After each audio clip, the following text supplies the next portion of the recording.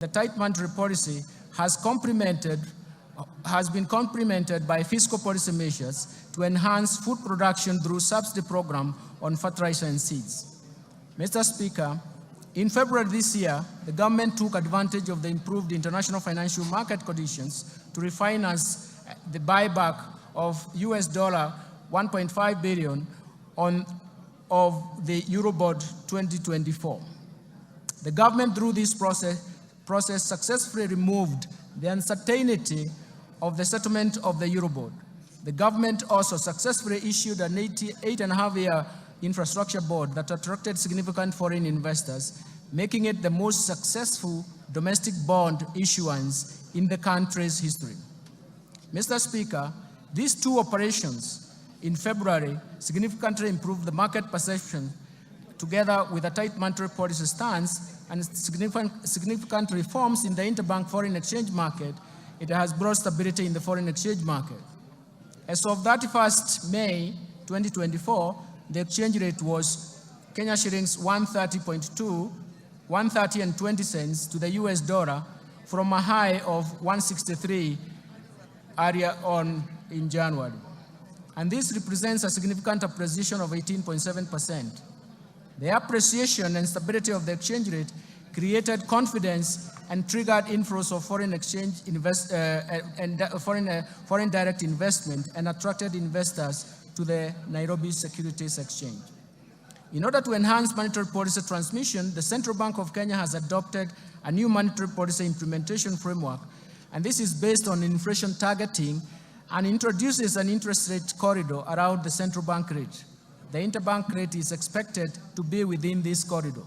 In addition, the Central Bank of Kenya launched the DAO CSD, a central securities depository infrastructure that delivers world-class level of registry, custodial, and even settlement services for both primary and secondary market operations.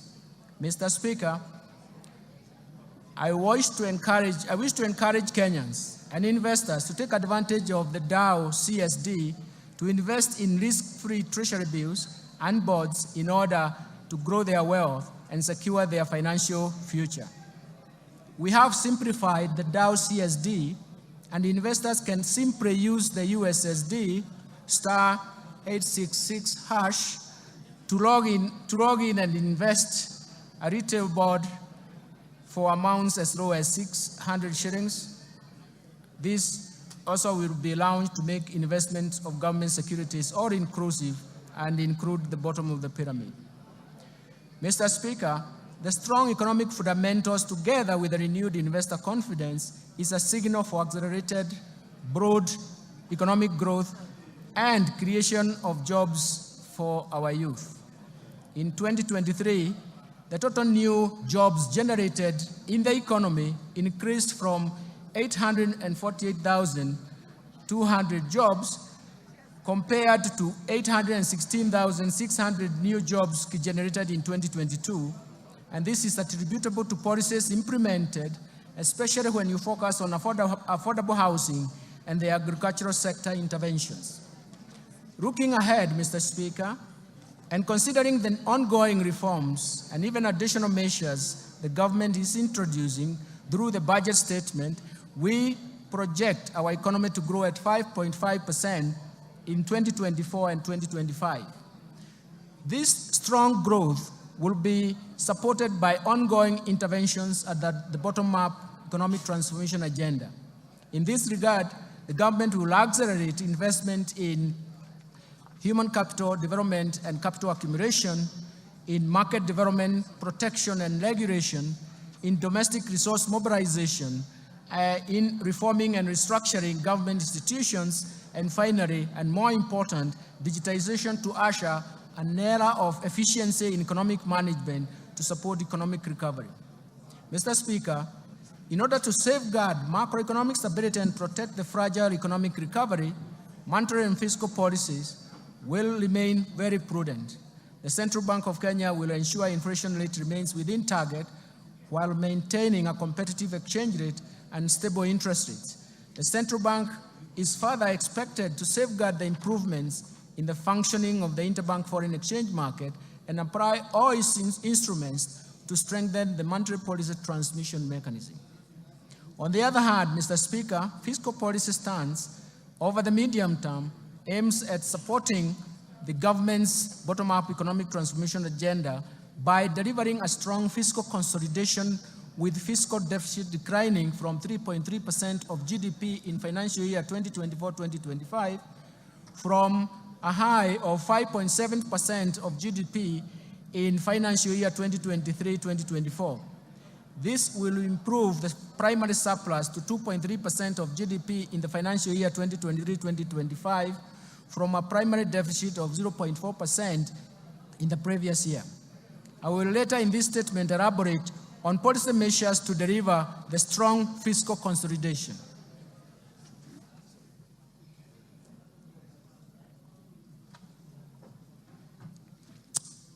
Mr. Speaker, this economic outlook is not without risks.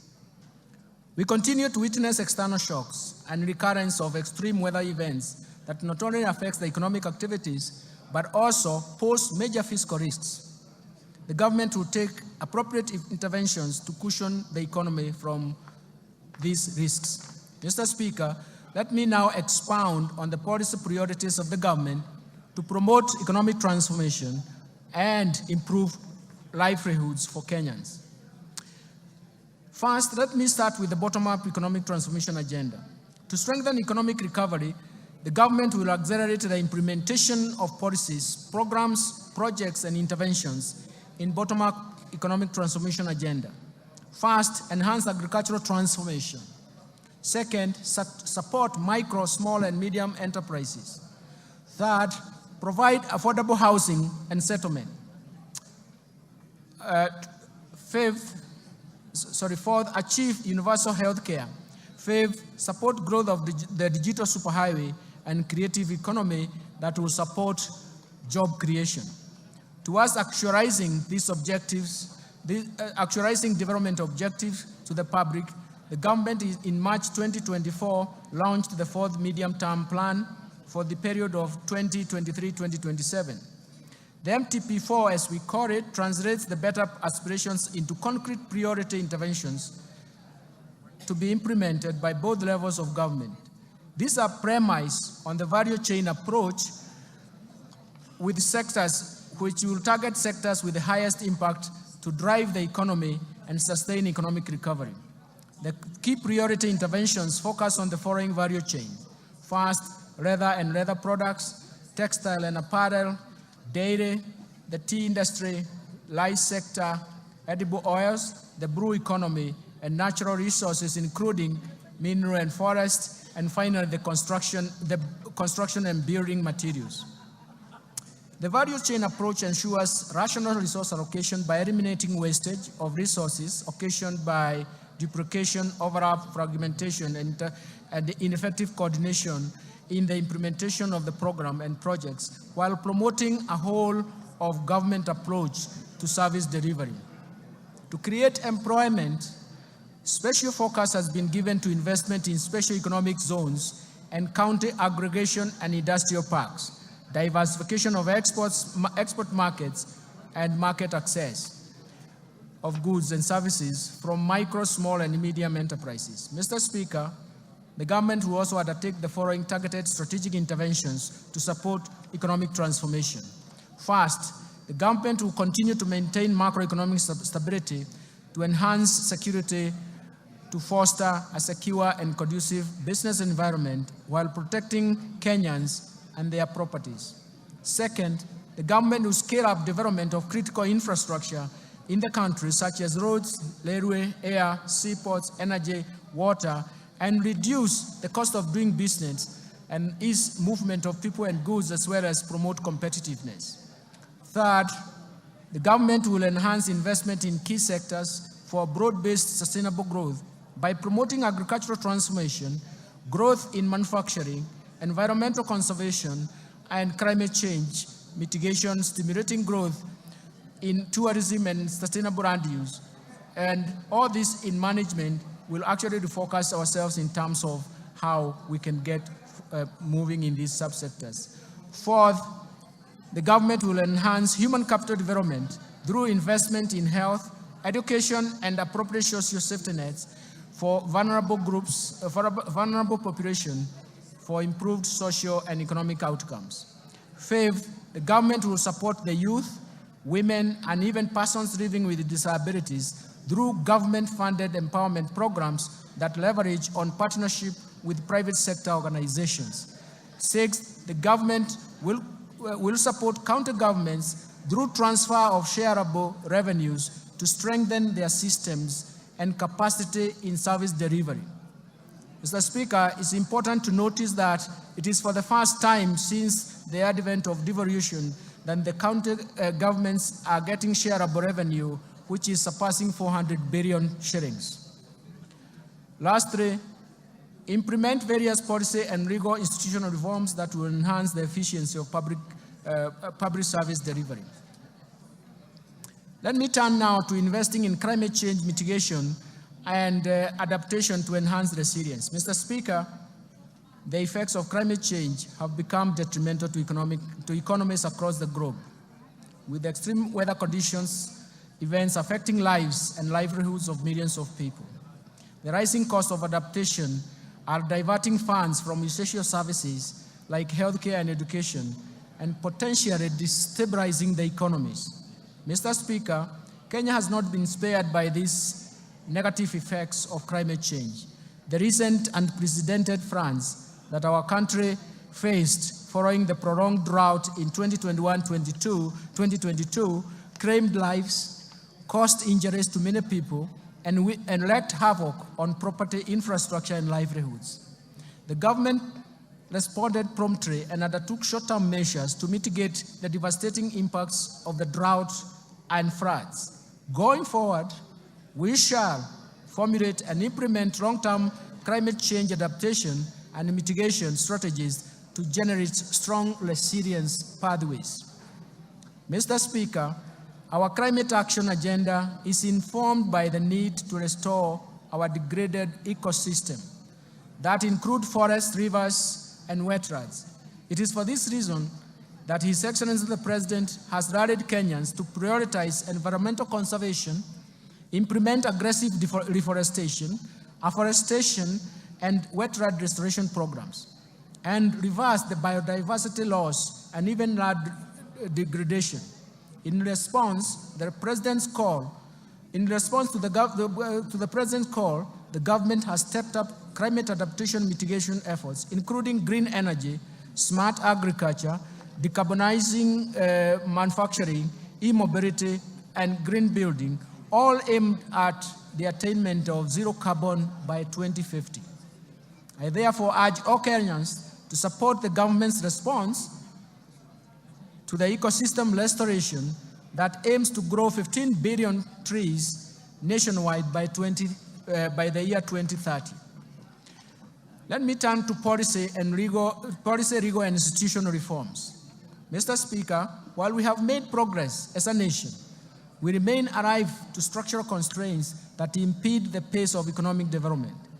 Aware that sustainable economic transformation is predicated on timely implementation of appropriate policy, legal and institutional reforms, I propose the following interventions that will improve the business environment, increase efficiency in public service delivery, and strengthen the accountability and transparency of public finance management. First, let me focus on public procurement reforms. Mr. Speaker, in my last budget speech, I informed this House of the government's plan to fully automate public procurement and disposal processes by implementing an end-to-end e-government procurement system. Mr. Speaker, phase 1 of e-government procurement system has successfully undergone user acceptance testing and piloting in 12 selected MDAs and counties. This piloting will continue up to December 2024. The system comprises, among others, an e-marketplace, electronic marketplace, for the common use items where prices for various outlets are feasible, allowing intense competition in procurement of these common use items. Once the e-government procurement system is rolled out, all MDAs and executive offices of county governments will be required to fully transition to the system, while state agencies and corporations, county assemblies, and even county agencies will be onboarded in the second phase within the 2024-2025 fiscal year. The system will reduce cost of goods, works, and even services between 10 and 15%, maximize value for money, and increase the transparency of procurement. Second, let me turn to restraining growth of public sector wage bill. Mr. Speaker, the public sector wage bill continues to rise, leaving few resources for development. Public sector wage bill stood at 38.2% of the ratio as a ratio of total revenue in 2021. To contain the wage bill, the government implemented a wage freeze in the financial years 2021-22, 2022-23, in addition to eliminating and streamlining the number of allowances. Further actions planned in relation to containing the wage bill include: first, all MDAs and county governments should review and rationalize their staff establishment to ensure affordability, fiscal sustainability with the right composition and skill sets. Second, the government will roll out a unified human resource information system for the entire public sector starting from 1st July. The system consolidates human resource and payroll data in the public service for access through single warehouse. The system has been linked to the Kenya Revenue Authority iTax to facilitate filing of payee returns. This reform will eliminate the multiple manual and standalone payroll systems. Third, the Salaries and Remuneration Commission will continue to streamline allowances paid in the public sector through harmonization and rationalization of categories, rates, rules for allowances. And fourth, the Salaries and Remuneration Commission will progressively review allowances and benefits in the future, collective bargaining agreements, and align them to the provisions of allowances policy framework for the public service. Third, let me turn to state corporations reform.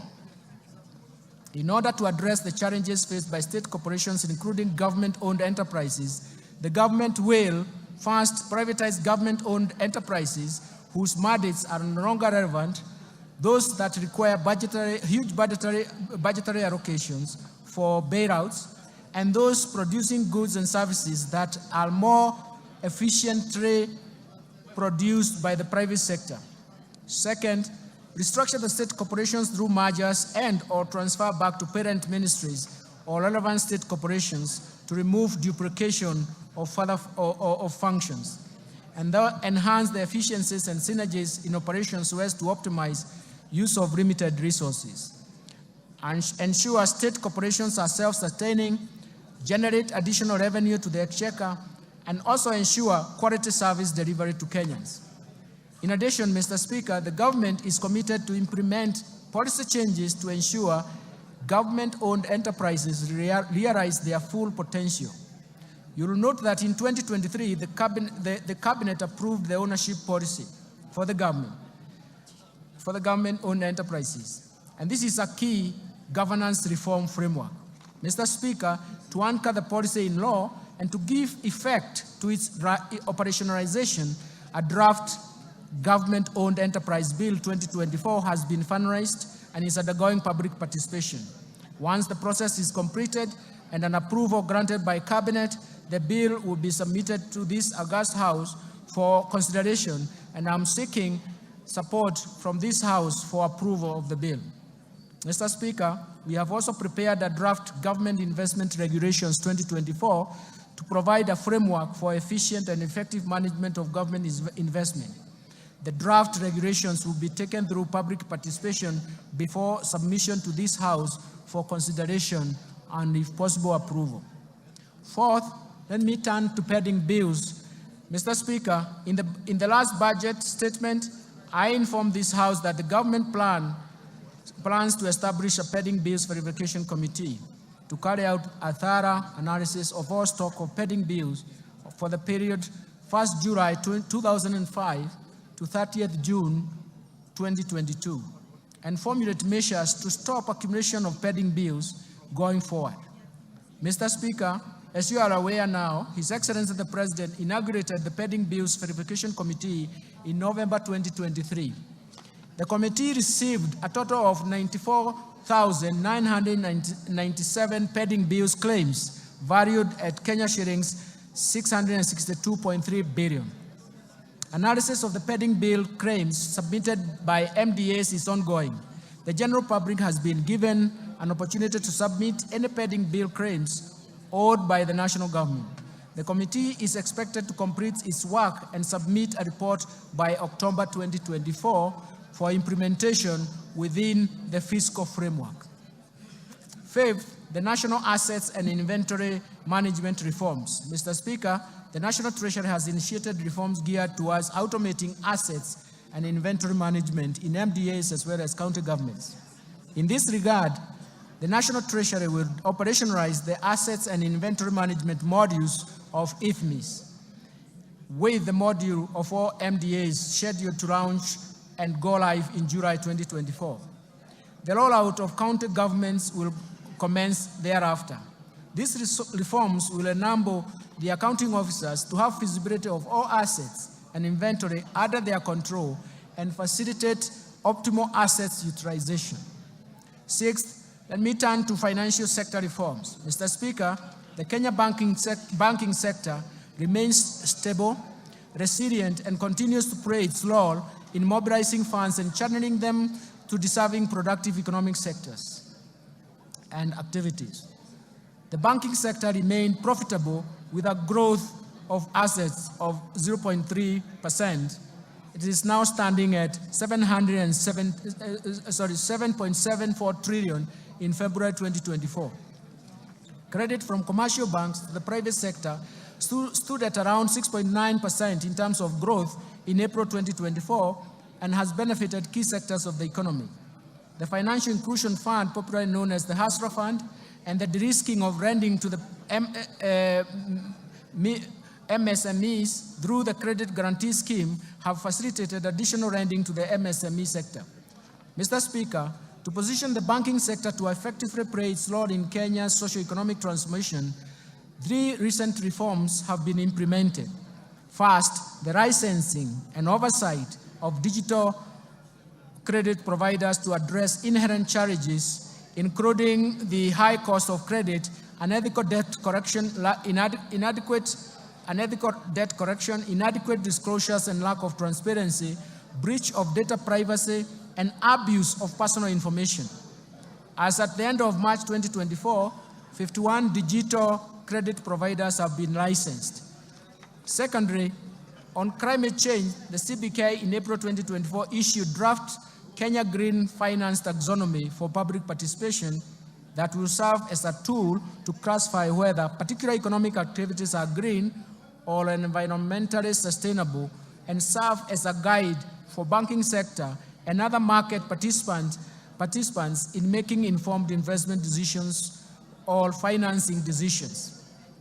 Third, to eliminate money laundering and vulnerability in the banking sector, the CBK has revised the anti-money laundering and combating the financing of terrorism and proliferation of financing, and a supervisory framework has been implemented so that the risk-based supervision is enacted, undertaking